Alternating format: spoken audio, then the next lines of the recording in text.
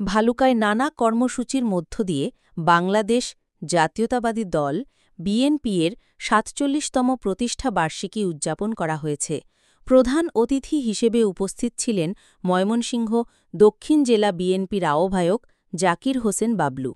এছাড়া ময়মনসিংহ বিভাগীয় শ্রমিক দলের সভাপতি আবু সাঈদ ও সাধারণ সম্পাদক মফিদুল ইসলাম মোহনের নেতৃত্বে উপজেলা শ্রমিক দল এক বিশাল আনন্দ মিছিল বের করে।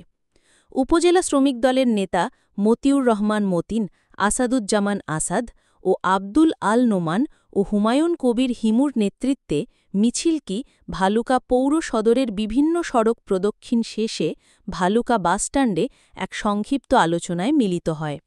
আলোচনায় বক্তারা বলেন, জাতীয় নির্বাচনকে সামনে রেখে দলের নেতাকর্মীদের ঐক্যবদ্ধ থাকতে হবে।